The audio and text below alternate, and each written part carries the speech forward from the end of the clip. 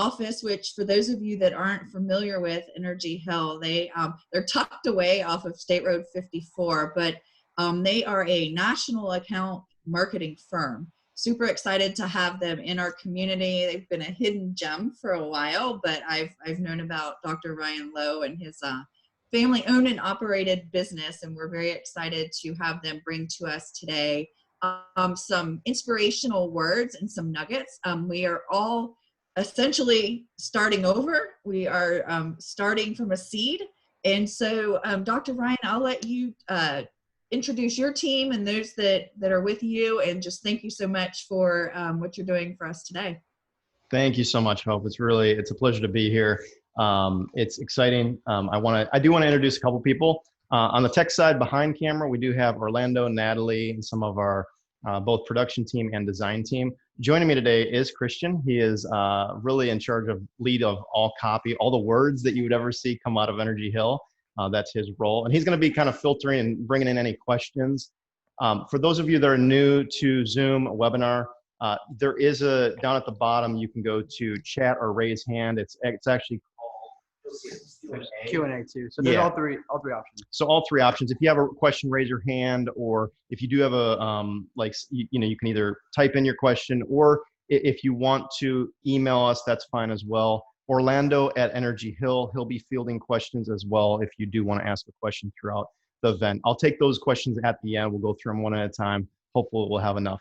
I'm only going to speak for about 15 minutes. I do want to give plenty of time for Q&A. For those of you who are on your lunch break, we're hoping to tighten everything up in just half-hour package and nugget where you can go on your day. So with that said, let's begin. I wanted to address something that Hope and I were talking about, I think it was a couple weeks back, about what's going on post or as we kind of hopefully exit COVID-19.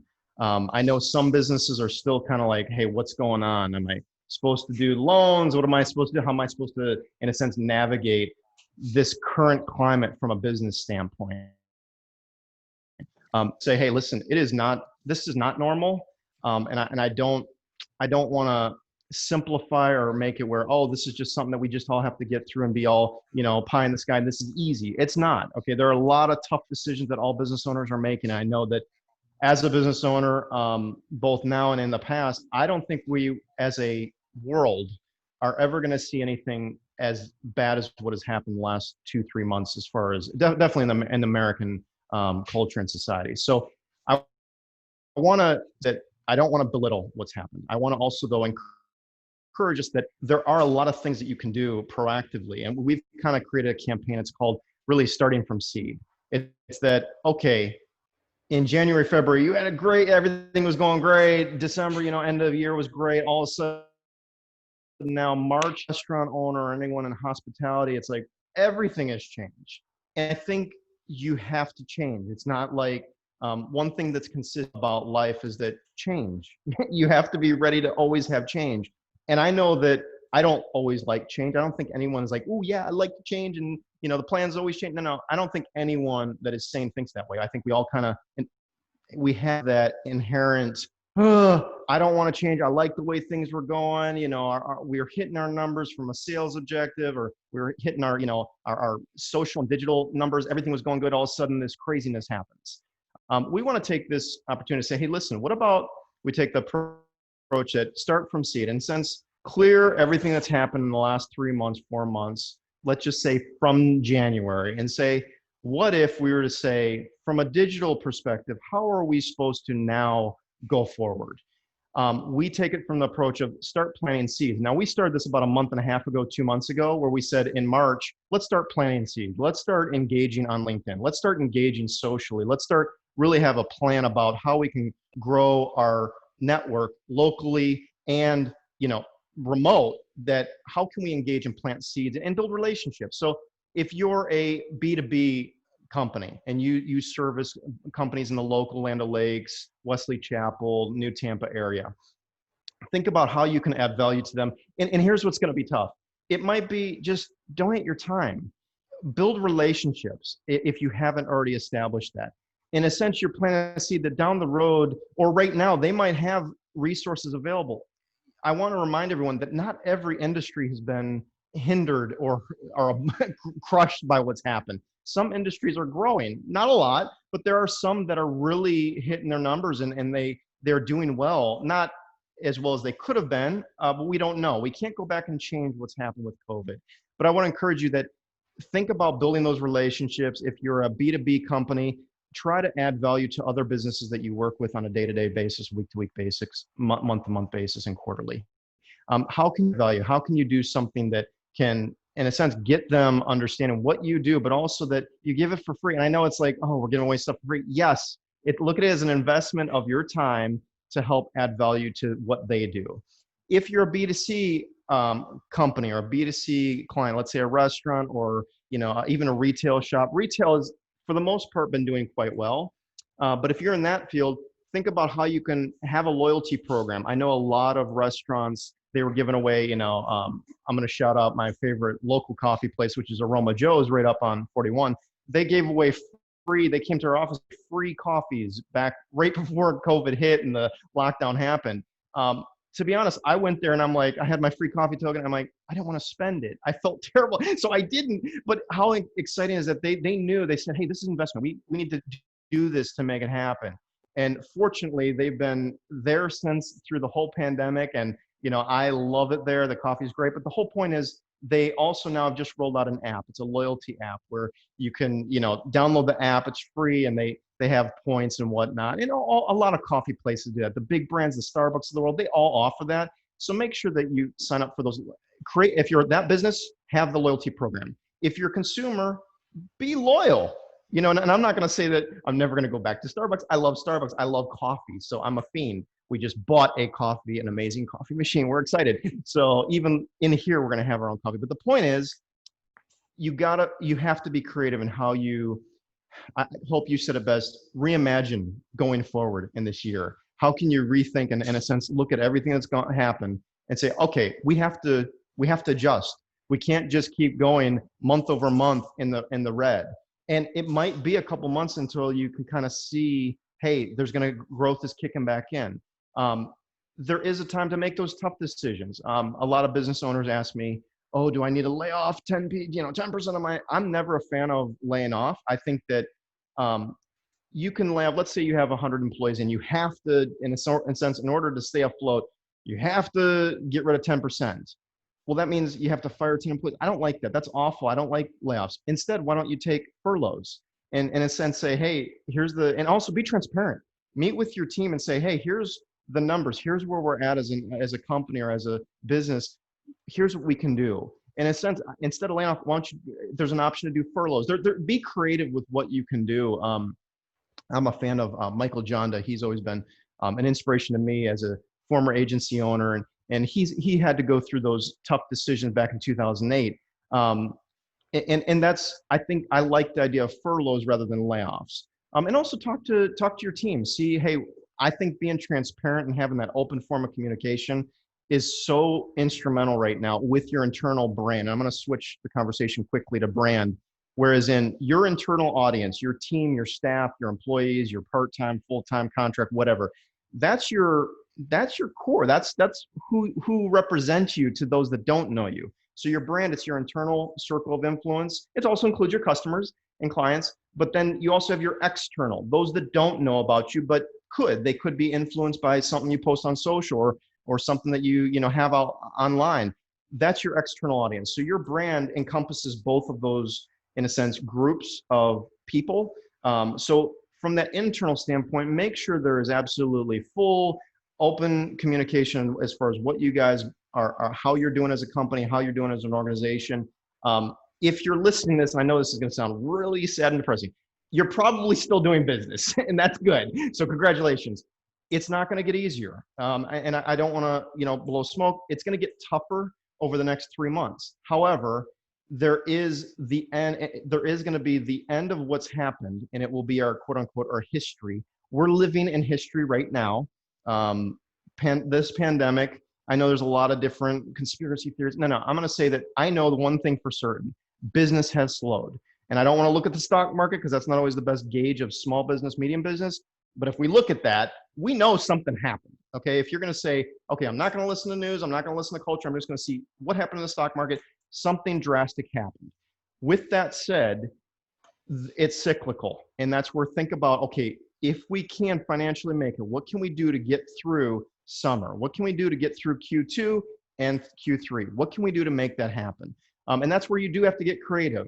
A lot of different businesses, whether it's education, construction, a lot of the businesses we help, they're getting creative and they have to. In education, it's okay, are we going to continue to do remote learning? Is it something that we're even going to be allowed to have on-campus face-to-face classes and sessions? When it comes down to construction, what are the new policies that we're going to have to implement? What are those costs? And then I'll say, okay, here's what we're going to need. Now, what type of government help can we get? And I hate to always go to the government to help. I'd like it if you can just make it on your own. However, there are programs available. Some of them have, you know, I know the PPP, some of those things have already expired, but the point is there are ways you can make it through. I think that this is the time in our business world where it's for businesses that were already struggling a lot beforehand, it's going to be very tough. Okay, it's going to be very tough. You're going to have to seek wisdom and counsel from those in your circle of influence to make the right decisions. But it's going to be a struggle. For those of you that are, hey, you had reserves, you had funding available, you were okay, you still have to be creative and proactive on what you're going to do going forward. So I want to encourage you that no matter what scenario you're in, you can make it. You're going to have to be creative. One of my favorite restaurants in the Wesley Chapel, Wiregrass area was Sukhothai. And they closed literally right, I think it was January and February, they closed just because he retired and he didn't want to keep it going. How like fortunate was that? Okay, he was retiring. So he closed down his restaurant. I'm still upset. If there's any Thai restaurants that want to open, please, I'm looking. But that's one of those scenarios where he made the right call. He didn't know the future, or maybe he did. But the point is, that was the right call. For everyone else in the world, we didn't know what was going to happen. It doesn't mean boo-hoo, we're going to do nothing. You have to do something. energyhill, for those of you who don't know our company, our brand, it means create. I think creating something is it's so the healthy and right thing we should be doing now. It might be that your business, you have to change your product line to be more apropos for what's happening. I know a lot of clothing companies started making masks to help. I know that there's a lot of ways where you can innovate to survive through what's happening right now. Last but not least, I did want to encourage you to get involved with your local chambers. And this is not a plug for North Tampa Bay. Again, I just like connecting with people, but there's local communities all around your business that you can connect with. And I'm going to be upfront and be honest here a little bit, like eating humble pie. We were not locally set up. We have a great clients, but they're really, for the most part, not inside the Tampa Bay area. So when this happened, my wife and I, for those of you who know Gloria, we said, that's something that's a little bit weak in our portfolio of, we don't have a local base of companies that we can partner and connect with and be okay with. And I think that's the first thing I would say is that engage with your local chamber of commerce. And also there's other groups that you can engage with and in a sense, try to build those relationships. But local, it's funny because with such a digital world we live in, it doesn't matter anymore. Well, when it comes down to it, we in Tampa Bay area, we know what Tampa Bay area is going through. It's different than what's happening in Texas, than what's happening in New York, than what's happening in Seattle. So we know what Tampa's about. We know the struggle that we're having. It's going to be different than Texas. So I encourage you as a business, engage with your local chamber of commerce.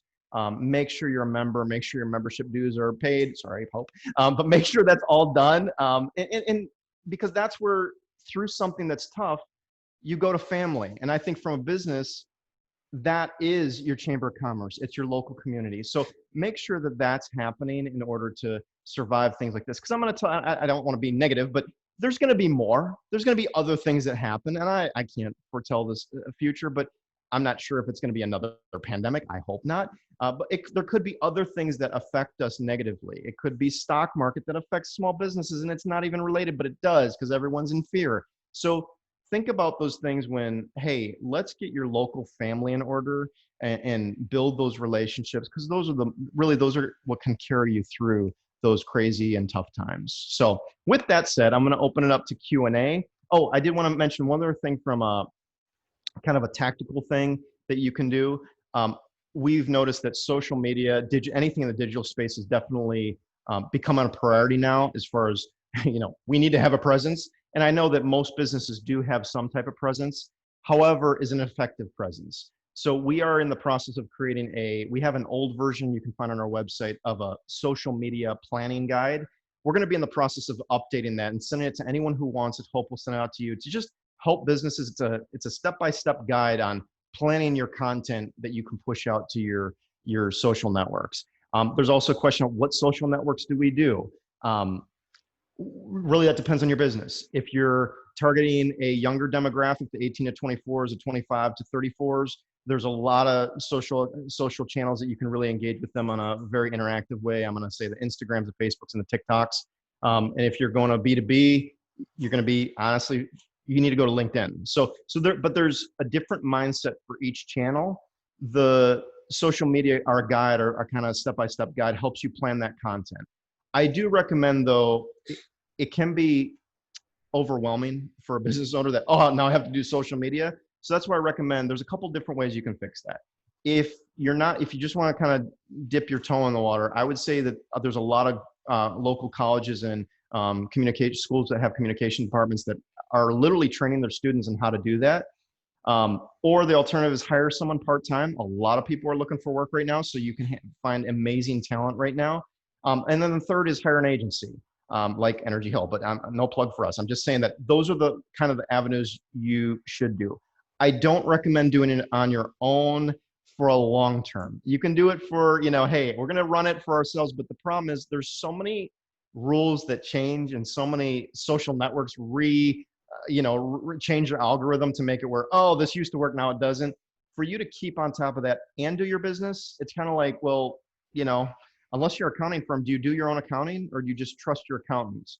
So that I recommend always finding someone to help you or partner with you to help that. But that social planning guide will be free. We're just offering it out to help you kind of put down your thoughts, help build your plan, and go that route. Okay, so with that said, questions? I'm going to open it up to Christian. Do you have questions for me? I have questions for you.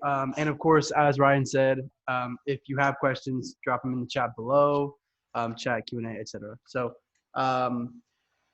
the first thing I wanted to talk about was you mentioned a little bit about how you should be communicating with your staff a lot and change and stuff like that. But what about in general communicating with the public? Yep. And that ties in with social media and stuff too. How important, I feel like it's become a lot more important right now to be very transparent and let people know, here's what's going on, here's what's changing. So I feel there's two things.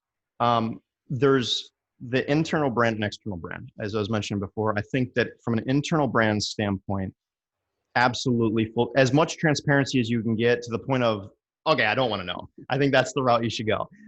Because I think that's a healthy organization. I know in the past, we've all been in organizations where you didn't feel comfortable to say what you thought and what you believed in and what I don't think that's acceptable anymore in our business culture and even, just in our culture in general. I think you need to be able to share what you believe in. You should be, I'm going to say that you should be in a work environment where that's okay. I mean, look at what happened at Facebook. Exactly.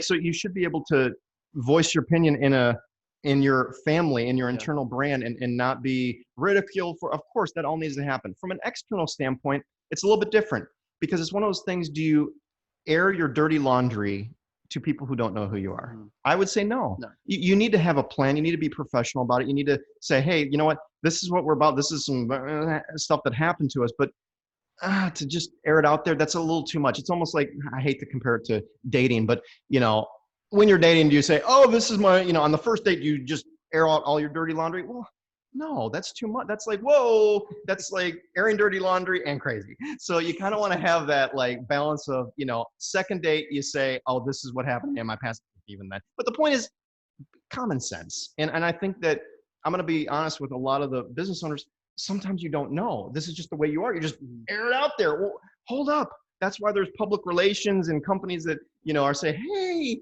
you don't want to say it this way, say it this way. And so I think that's where it's so important. If you're not going to either hire someone to help you or hire an agency, make sure you have a good group of core people that you can kind of bounce your ideas off of. I think it's just know your brand. That's the biggest thing. It's what it all comes down to at the end of the day. Like, who are you and what are you going to share and why? What's the motivation? Why? Exactly. I think the why question needs to be asked a lot. So good question. Next. Cool. Yeah. So we talked about the social media worksheet, but that will get put out. But and you mentioned, you know, if there was someone who wanted to start trying to do it on their own, hypothetically, what are some simple steps that they should start taking that could help them? So right now we have an older version of the social media guide and plan book. It's actually, I think it's like 6 slides, Natalie, 6? Yeah, it's like 6 slides, 6 slides or so. It actually is pretty thorough. We want to make it a little easier, but you can download that right now. It's on energyhill.com. It's under the blog. It's just type social media and you'll find it. Very helpful. However, I would say that you need to first figure out, okay, what is our value we can add to our audiences? And that's the toughest question. However, it's also simple. It's like, oh, we can add, we're a shoe manufacturer and we make these custom shoes and we're in the Tampa Bay area.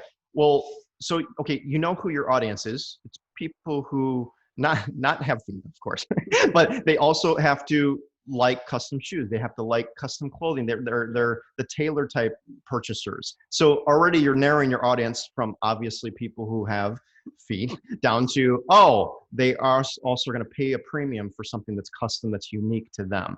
So, and this, I'm just picking shoes as a random one. If you're a gelato store, so I would say that narrowing and determining who your audience is the absolute most important.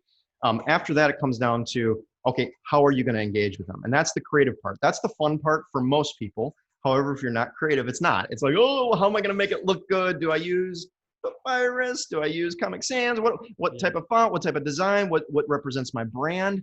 Those are all things that you definitely want to lean in on the pros or someone who has experience, because you might like a font, but guess what? That font was used in the 80s and you should never use it again. Unfortunately, it's still installed in your computer and you should not do that. So it's going to make you look, oh, they don't, they're not relevant. They're not modern, even though they make custom shoes. So it's one of those things that you definitely need to partner with someone or hire someone, a designer that has that skill set, so they can help you avoid those pitfalls. And I'm going to say it just to shout out to all our design community.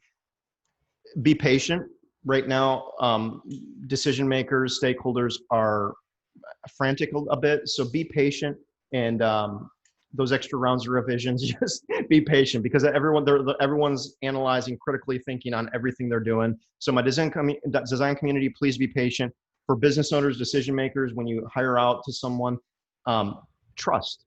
If you can't find a designer or an agency that you can't trust, end the relationship, because you need to be able to trust someone to represent your brand, whether it's a designer you hire in-house or an agency external. So I would just, I know I'm not the mastermind here, but I just want to add, like, creating content somewhere is better than creating content nowhere. Even if it's just putting it on Google and making sure your Google is perfect, your Google My Business is perfect. Whether it's just Facebook, it doesn't matter. Start something. Yeah. Start something. I agree. People should be able to search your business and find a lot about it somewhere. Yeah. And let me add on that real quick, because there's the whole adage of, content versus quality, how much quantity versus how much quality. To be honest, start. And you're right. And that's where, if you think Papyrus is your jam or Comic Sans or whatever, this is the font I'm going to use because I love it. Okay, create some content that can add value. But it's something. It's something, exactly. So it's better to do something than nothing. But it's even best to have that quality where it can share and people can be proud of it, and your internal brand as well. For sure. So I was going to start with this question, but what are some, and you talked a little bit about the rewards app and stuff like that. What are some examples that you think that, you've seen some business adapt? I mean, for me, I live in Tampa, and, I just saw an article today about a coffee shop in Ybor that closed. Whereas I've seen multiple coffee shops that, they said, okay, we're only doing, you have to park and tell us that you're here, and you have to order online, and they're doing great. They're back up. They're doing fine. So what are some examples that you've seen businesses adapt? And that's very coronavirus specific, but. So, okay. I think, and I'm going to go back to what I said, and I don't know about the coffee shop in Tampa. I know, let me just say, a lot of businesses, if they were already struggling, their uphill battle is a mountain. Okay. I'm hoping that most businesses had a plan in place. And if they didn't have a plan, I hope they had at least resources, financial or support resources, volunteer resources, where they can get through it. The budgets need to change. Okay. So if you haven't looked at your budget and say, oh, we're going to keep the same goals and the same everything. Okay. Like, good luck with that. But it's just, you're going to have to adapt. and you're going to have to be reasonable. I'm also going to say that most businesses, whether it's your, the services that you pay for, they're going to be very amicable to situations. So call them and say, hey, listen, we've worked out our budget for the year. How can you help us? I think that sometimes it's the fear of saying that, hey, we weren't ready for coronavirus. I don't know who was, but for a business to say that we weren't ready for it, can you help us out and can we pay whatever our lease next month, or can we do this? Can we adjust? A lot of businesses are being very amicable. Amicable isn't the word. They're being lenient and they're understanding what's going on. And so I think that that's the important thing, is that reach out. If you need help, reach out. And I think that there shouldn't be pride in what's going on as far as, oh, we're so ashamed, we weren't ready. No, come on, stop. Okay, no one planned for that. Man, if we would have, in January, February, we were having literally two of the best months in the history of our agency. If I would have hired 50 people or even 10, that would have been tough. We hired 2 in March. And that's where now it's like, okay, we didn't know as soon as we heard the news, okay, you might have to furlough. I hope that if you've had layoffs, I hope that funding came in from the government and you're able to hire back. I'm going to tell, though, that the businesses out there, you have to reassess your budget. You have to be creative. I think there's so many apps out there, loyalty apps, where you can, for free, set up all of your customers to be on a loyalty app. And that's where, that's a good way to help kind of get through it. But you have to be creative. And if you don't have a network of people that you can go to for those creative ideas and advice, get them. You have to be reaching out. You have to be engaging. You have to say, I need help. Can I buy you lunch and talk to you about something? You're going to have to hustle, and hustle as in get the information to be creative for your business. Every business is different. However, if you're a business that wasn't ready for this and you were in the red already going into 2020, that's very difficult. But I want to encourage you, you can still do it. You can still make it. Cool. We're about 30 minutes. Okay. So if there's any other questions, let's do this. Let's have a follow-up. If you have any other questions, please shoot me an email. My direct email is Ryan@energyhill. Orlando's also available. Christian, I really appreciate him joining us on the call. Hope, did you have anything else you'd like to share? I'm going to switch it back over to you. Sure. I just want to thank you for planting the seed, and that's what we wanted to do today, was just give everybody some ideas of ways that we're all trying to figure this out. I'm taking a class with USF, and it is on post-crisis leadership. And one of the things the topic this past week was analytics, so social media analytics on all of the different ways of gathering data for your business. Well, guess what? That has too changed. So the way that we used to get our feedback from people or businesses, that has changed. So we've had to adapt and change. And so I think just planting the seed and getting everybody to think differently is so important. So I thank you for those words. Ryan, one question that I had for you: what if somebody's not creative? What if they can't get out of their own way? And what if they just don't even know where to think? Yep. So a couple of great questions. I'm going to come back to your question in just a second. We do have a question from Carlo as far as who do we listen to, who do we follow? Here's the thing. I am a firm believer in reading books. I'm also a firm believer in podcasts and listening and engaging. That doesn't supplement doing. So one of my big fans in the last year has been, I mentioned him earlier, Michael Janda. It's Janda. You can find him on social. I follow him on Instagram. A huge fan because he literally owned a business prior. Now he's more of a consultant, and I love that way he's been able to kind of shift his approach. But that's me. Christian has other resources. We all have resources. What's cool is that we are putting a social post out. If you follow Energy Hill on Instagram, I think it's next week or this week, Natalie? When are we posting that as far as all of the things that is it next week? Yeah. So we're posting who we follow, who we like. So make sure you start following, I'm going to say creative agencies, to see, hey, I want to follow and know who I should be following to engage with that. Natalie just said it's today. It's today. Okay, great. It's today. So that's cool. So make sure, Giancarlo, to follow us on Energy Hill. You'll see who we follow. Now, some of it's for fun.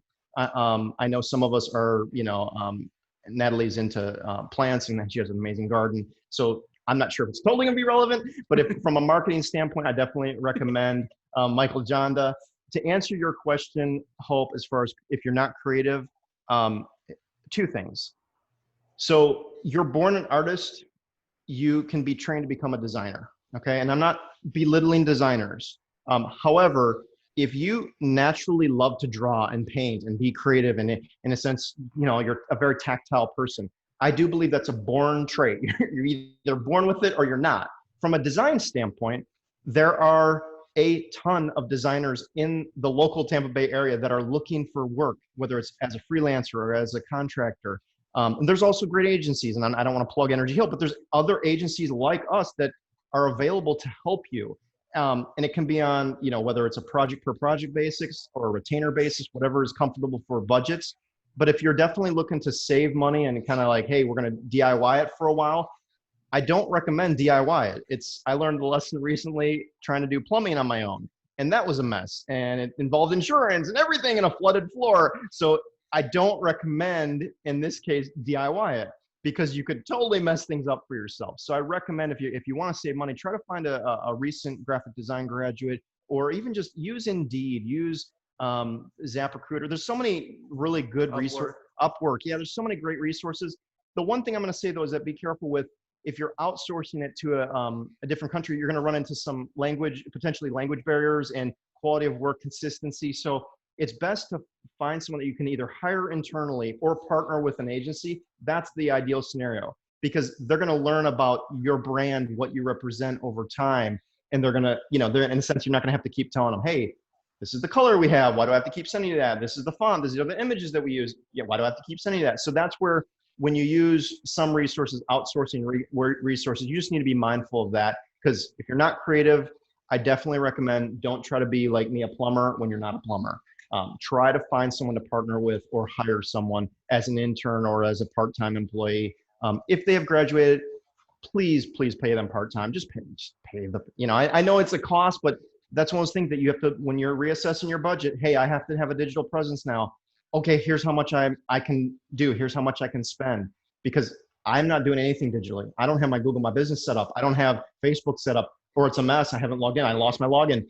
Those are things that you need to fix, but definitely partner or hire someone that can help you through that, because it can be very confusing and disconcerting. Okay, other questions? Ringling, yes. I love that. So Giancarlo, thank you for shouting that out. Ringling, there's a lot of great schools, USF, UT. There's some fantastic schools that have, externship, internship programs. We believe in paying interns. I just think that everyone should pay interns, but if they're doing it for class credit, I think that's fair. Just make sure you're taking care of them. Buy them lunch, buy them coffee, pay for the gas, that, whatnot. But then also pay them hourly. Okay, other questions? Anything else? Hope, did you have any other questions? I did not. Again, I just want to thank you on behalf of all of our members. I know that this has been recorded, and Yes. We'll share the resources with our members that you offered as well. I want to thank all of those that tuned in today, and thank you, Dr. Ryan and Energy Hill, and for everything that you guys are doing, and your nuggets and your seeds that you planted today. Thank you so much. Thank you so much. I appreciate it. Thank you, guys.